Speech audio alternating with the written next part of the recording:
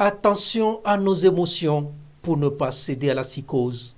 Ce que l'on voit, entend et lit à propos du Covid-19 affecte aussi émotionnellement. De la peur chez certains, de l'angoisse chez d'autres. La pandémie au coronavirus engendre de la psychose. La situation est certes effrayante, mais dans ce contexte précis, le recours aux ressources psychologiques est recommandé. Les plus importantes à énumérer sont la gestion des émotions et notamment l'une capitale que nous appelons la peur, encore la psychose. Elle est fondamentalement à éviter pour deux raisons.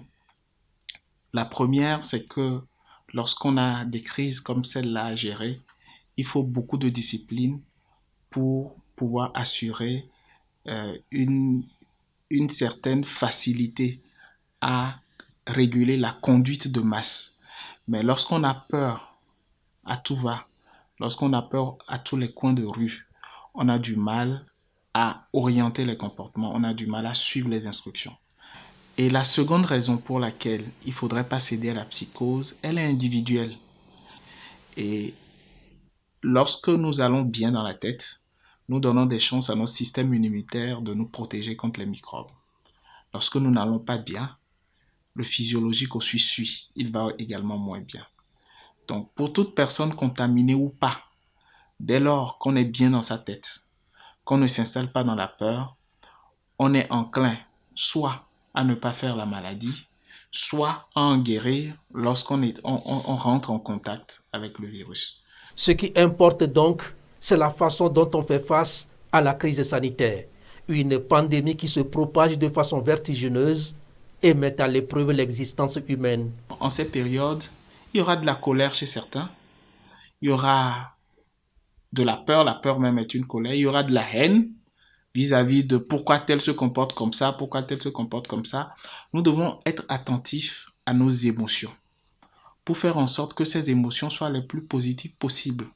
Les émotions dont nous avons besoin maintenant, ce n'est pas la colère, ce n'est pas la haine, ce n'est pas le mépris, ce n'est pas la méchanceté, le contentement, se contenter de ce qu'on a maintenant pour survivre et avancer.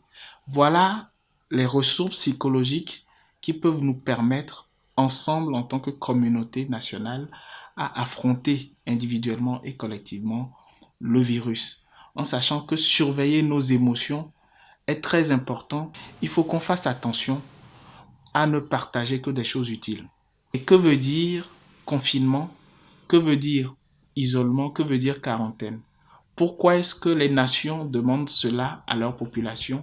Et si nous aussi, nous devrions respecter des consignes des autorités sanitaires et de riposte dans notre pays, savoir que le respect de ces consignes n'est que pour notre bien. La gestion des émotions, le respect des mesures barrières, des comportements à désormais intégrer dans nos mœurs pour une lutte efficace contre le Covid-19. La lutte contre cette pandémie est une affaire de toutes et de tous. Les autorités et les gouvernants feront leur possible, mais si chaque citoyen comprend sa responsabilité dans la bataille que nous allons mener, nous aurons les comportements adéquats pour venir à bout de ce virus. Et les comportements adéquats, c'est de ne pas céder à la psychose, c'est de surveiller nos émotions, identifier les émotions négatives que sont la tristesse, le regret, la culpabilité, la peur, et de nous enduire des bonnes émotions que sont la compassion, l'amour, le partage, en ces moments où nous avons besoin de nous réinventer psychologiquement, à la fois pour suivre les plus fragiles, ceux chez qui on aura des troubles psychosomatiques avérés, ou même des troubles psychologiques réels que sont la dépression et l'anxiété à prendre en charge, que toute la communauté nationale puisse être à même de donner une réponse adéquate au plan des ressources mentales face à ce virus pour que nous puissions aller de l'avant. Aller de l'avant, c'est limiter la propagation du coronavirus et en finir avec le Covid-19. Et le mot d'ordre reste se protéger pour se sauver et sauver la vie de l'autre.